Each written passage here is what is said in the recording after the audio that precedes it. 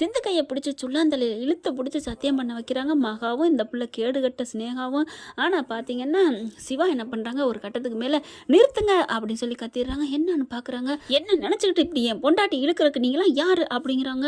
அப்படியே பார்க்குறாங்க, டே என்னடா சிவா, ஆமாம்மா நான் கேட்குறேன் நீங்களாம் யார், டே அவள் பொய் புழுகுனிடா, அவளுக்கு போய் நீ சப்போர்ட் பண்ணுற, இங்கே பாருங்க நான் சொன்னேன்னா என் பொண்டாட்டி அப்படிப்பட்டவன்னு அப்படின்னு சொன்னோன்னே ஸ்னேகா பார்க்குது, இங்கே பார் கையை எடுக்கிறியாண்ணா அப்படின்னு சொல்லிட்டு கையை புட்டிங்கி விட்டுறாரு. புட்டிங்கி விட்டு ஓங்கி ஒரு அறா கொடுக்குறாரு. என்ன நினச்சிட்டு இருக்க, என்ன திமுறா, நானும் போனா போதுன்னு பேசாமல் இருந்தால் ரொம்ப பண்ணுறீங்களா அப்படிங்கிற எல்லாரும் பார்க்குறாங்க. மாப்பிள்ள என்ன மாப்பிள்ள சொல்லுங்கள் மாப்பிள்ள, என் பொண்ணு மேலே என்ன தப்பு இருக்கா அப்படின்னு கேட்குறாங்க. ஐயோ பேசாமல் இருங்க மாமா நான் பேசிக்கிறேன் அப்படின்ட்டு அம்மா பெரியம்மா கிட்ட வராரு. பெரியம்மா நான் சொல்கிறேன் கேட்டுக்கங்க, இது அன்னையிலேருந்து இன்னைக்கு வரைக்கும் எல்லாருக்கும் தெரிஞ்சது தான். நான் சிந்துவை நான் ஃப்ரெண்டாக தான் பழகினேன், இல்லைன்னு சொல்லலை. ஆனால் ஸ்னேகாவை நான் விரும்பினேன் தான்.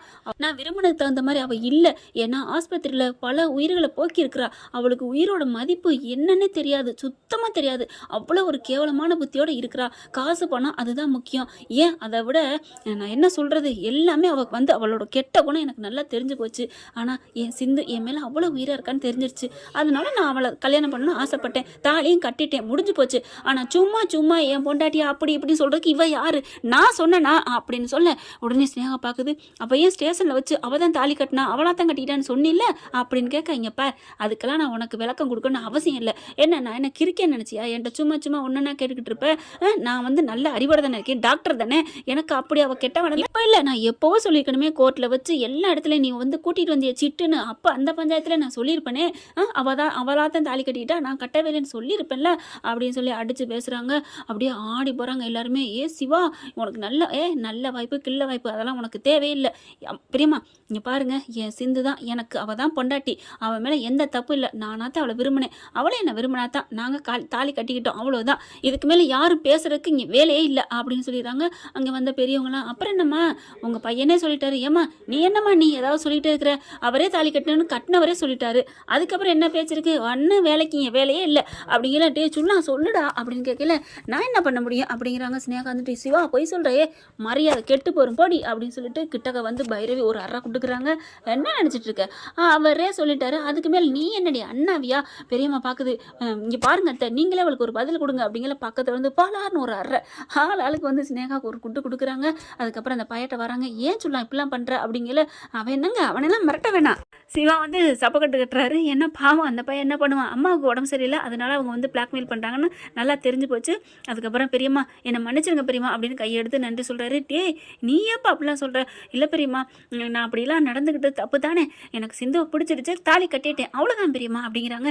சரி விடுப்பா, சிந்து ரொம்ப நல்லவ, நீ நல்லவளுக்கு தான் தாலி கட்டியிருக்க, அதனால ஒன்றும் இல்லை, நீ அப்படி பண்ணனால தான் பைரவி எனக்கு மருமகளாக கிடச்சிருக்கா, அக்காலும் தங்கச்சி நல்லவங்களே எனக்கு மருமகளாக கிடச்சிருக்காங்க, அதனால நீ பண்ணது தப்புன்னா சொல்லலை அப்படிங்கிறாங்க. அப்படியே வாங்க எல்லாரும் கிளம்பும் அப்படின்னு சபையை கிளச்சிடுறாங்க. சிந்து அப்படியே பார்த்தீங்கன்னா டாக்டர் அப்படியே நன்றியோட கட்டிக்கிறாங்க. ஆனால் கையெடுத்து கும்பிட்றாங்க. ஆனாலும் மனசு அவங்களுக்கு கேட்கல. ஏன் டாக்டர் இப்படிலாம் சொன்ன அப்படின்னு கேட்க, நீ சும்மா இரு, அதெல்லாம் எதுவும் நீ பேசாத விடு அப்படின்னு சொல்லிட்டு எல்லாரும் வீட்டுக்கு போயிடுறாங்க. போனதுக்கப்புறம் மகா பார்த்தீங்கன்னா ஸ்னேகாட்ட என்னம்மா பண்ணுறது, எல்லாத்தையும் தூக்கி சாப்பிட்டேனே என் மயன், பாருங்க ஆண்டி இன்னும் நான் விட மாட்டேன் உங்கள் பிள்ளைய, எப்படியோ என் பிள்ளைக்கு மட்டும் ஆபத்துலாம் பண்ணிக்க ஸ்னேகா அப்படின்னு மகா சொன்ன கையோட, சரி விடுங்க ஆண்டி நான் பார்த்துக்கிறேன், அந்த சிந்துவை சிவா கிட்ட பிரிக்கிறதா என்னோட அடுத்த முக்கியமான வேலையை அப்படின்ட்டு போகிறாங்க. இங்கே வீட்டுக்கு வந்ததுக்கப்புறம் மகானால தாங்க முடியல. டே ஏன்டா சிவா, ஏன்டா உன் தலையில் மண்ணலி கொட்டிக்கிட்ட அப்படின்னு கத்துறாங்க. அம்மா உங்களுக்கு கொஞ்சம் கூட இதுவே இல்லையா, என்ன நினச்சிட்டு இருக்கீங்க, என்ன ஸ்னேகா நல்லவன் நினச்சிட்டு இருக்கீங்களா, டே அவள் வேணாட்டி இவ வேணாண்டா அப்படிங்கிறாங்க. இவ வேணான்னா அடுத்து என்ன பண்ணுவாங்க, ஸ்னேகாவை பிடிச்சி என் தலையில் கட்டி வைப்பாங்க, அதுதானே உங்களுக்கு ஆசை, உங்களுக்கு தேவை பணம், அவள் மனசு நல்லா இருக்கா நல்லவளா அதெல்லாம் பார்க்க மாட்டீங்க. டே இவ மட்டும் என்ன நல்லவளா, ஏன் உங்களுக்கு தெரியலையா, சிந்து நல்லவ தான், ஆனால் ஸ்னேகா அவள் ஒரு உயிரை எடுக்க பார்த்துருக்காமா, அவன் விரும்பி விட்டு என்ன நினச்சிட்டு அப்படின்னு பயங்கரமாக அம்மா பிடிச்சி திட்டிடுறாங்க. இங்கே பாரு மகா, என்ன நீ பிள்ளைய பிடிச்சி திட்டிக்கிட்டு இருக்க அப்படின்னு சொல்லிட்டு, நீ வாப்பா அப்படின்னு சொல்லி கூப்பிட்டு போகிறாங்க. நீங்கள் பேசாமல் இருங்க, நீங்கள் எதுவும் நினைக்க வேணாம், நான் பார்த்துக்கிறேன் அத்தை அப்படிங்கிறாங்க. விடுமா சிந்து, இனிமேல் யார் என்ன சொல்லி வந்து உன்னை பற்றி சொன்னாலும் நான் நம்பவே மாட்டேன் போதுமா அப்படிங்கிறாங்க. மாப்பிள்ளை அப்படின்னு சொல்லிட்டு கட்டி பிடிச்சிக்கிறாருங்க மாமனார். ஐயோ மாமா விடுங்க அப்படிங்கிறாங்க. அங்கே மட்டும் அவன் மட்டும் சத்தியம் பண்ணி பொய்ன்னு சிந்து சொல்லியிருந்தா நான் உயிரை விட்டுருப்பேன் அப்படிங்கிறாங்க. நானும் உயிரை விட்டுருப்பேன்னு சொன்னேன்னா உங்கள் 2 பேருக்காகத்தானே நானே இப்படி ஏற்றுக்கிட்டேன் அப்படிங்கிறாரு சிவா. சிவா மாதிரி ஒரு நல்லவனா இல்லை இழிச்ச வேணான்னு தெரியல. அடுத்த ரூம்குள்ளே போயிட்டு பார்த்தா பேசிக்கிட்டு இருக்காங்க. ஏன் டாக்டர் இந்த மாதிரிலாம் பண்ணினேன், நானே ஏற்றுக்கிட்டு இருப்பேன்ல, நானே எனக்கு தான் தாலி கட்டிக்கிட்டேன்ல, அப்படிலாம் சொல்லாத டாக்டர், நீ இப்படி சொன்னதுனால எனக்கு மனசு குற்ற உணவாக இருக்குது டாக்டரே அப்படிங்கிறாங்க.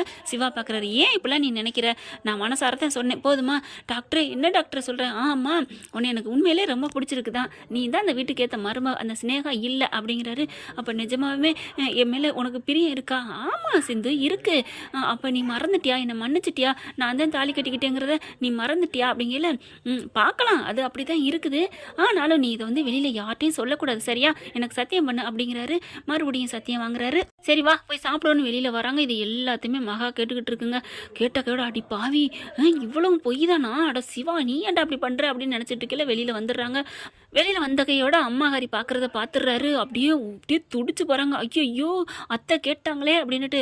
ஏண்டி கேடுகட்டவளை இப்படி அடி நீ பண்ணிட்டு இருக்க, ஏண்டா நீ எப்படி இருக்கிறியா, என்ன சொன்னேன், நான் தான் கட்டினேன் அவ கட்டலன்னு சொன்னேன், இப்போ நீங்கள் 2 பேரும் பேசுனா நான் முழுசாக கேட்டேன், இப்போ போய் நான் அன்னபூர்ணியா கிட்ட போய் சொல்கிறேன் அப்படிங்கல. அம்மா சொல்லாதீங்கம்மா, அத்தை அப்படி சொல்லாதீங்க அப்படிங்கிறாங்க. போடா நான் சொல்லியே தீருவேன் அப்படின்னு சொல்லிட்டு வேகவேமா அக்கா அப்படின்னு ஓடி வர்றாங்க. பார்த்தா பின்னாடி இவங்களும் வர என்ன அப்படின்னு கேட்க அப்போ தான் சொல்லுது, இவங்க 2 பேரும் என்ன பேசியிருந்தாங்க தெரியுமா, என்ன உனக்கு சும்மாவே இருக்க மாட்டியா, ஏதாவது சொல்லிக்கிட்டே இருப்பியா அப்படின்னு கேட்க. ஐயோ அக்கா இவங்க 2 பேரும் பேசிக்கிட்டு இருந்தாங்க, ஏன் இப்படி டாக்டரே சொல்லலை, நானே சொல்லியிருப்பேன்ல, நான் தான் தாலி கட்டினேன்னு அப்படின்னு பேசிக்கிட்டு இருந்தா அப்படின்னு. அப்படியே அன்னபூர்ணி பார்க்குது. இவங்க 2 பேரும் திருன்னு முழிக்கிறாங்க. ஐயோ இல்லைன்னு சொல்ல போகிறாங்க, நிறுத்துங்க அப்படின்னு சொல்லிட்டு அன்னபூர்ணியை நிறுத்த சொல்லிடுது. நீங்கள் 2 பேரும் இனிமேல் ஒரு வார்த்தை கூட பேச வேணாம் அப்படிங்கல. மகா பார்க்குது. இன்னைக்கு நல்லா மாட்டினியா, இன்னைக்கு உன் தாலியை கொடுத்துட்டு போடி அப்படின்னு சொல்லிட்டு இருக்க மாதிரி பேச. ஐயோ தாலியை கழட்டி கொடுக்க வேண்டியதானா அப்படின்னு சிந்து நினைக்க மகாவுக்கு சந்தோஷம் தாங்கலை. ஆஹா தாலியை கழட்டி கொடுக்குற மாதிரி கற்பனை பண்ணி பார்க்குறாங்க. அடுத்து பார்த்தா அப்படியே நீங்கள் 2 பேரும் எதுவும் பேசாதீங்க அப்படின்னு மகாட்ட வருது. மகா என்ன நினச்சிட்டு இருக்க, இப்போ தான் அங்கே போயிட்டு கோயிலில் வச்சு சந்தி சிரிக்க வச்சா அந்த ஸ்னேகா, அவ கூட சேர்ந்து நீனும் சிஞ்சாக்கு போட்ட, நான் இப்போ தான் சொன்னேன், அப்பவும் சொன்னேன், இனிமேல் கடவுளே வந்து சொன்னாலும் நான் எதுவும் நம்ப மாட்டேன்னு. இப்போ இடையில நீ எதுக்கு இந்த மாதிரி நாட்டம் பண்ணிட்டு இருக்க, என் பிள்ளைங்க 2 தங்க கட்டிங்க, அவங்கள பற்றி இனிமேல் ஏதாவது சொன்னேன் அவ்வளோதான் மரியாதை கிட்டுறோம் போறியா என்ன அப்படின்னு திட்டி விட்றாங்க. அப்படியே பல்ப்பு வாங்கிடுறாங்க மகா. இவங்க 2 பார்க்குறாங்க. இங்கே பாருங்க நீங்கள் எதுவும் நினைக்க வேணாம், போ நீங்கள் போய் சாப்பிட்டு போய் ரெஸ்ட் எடுங்க அப்படிங்கிறாங்க அன்னபூரணி.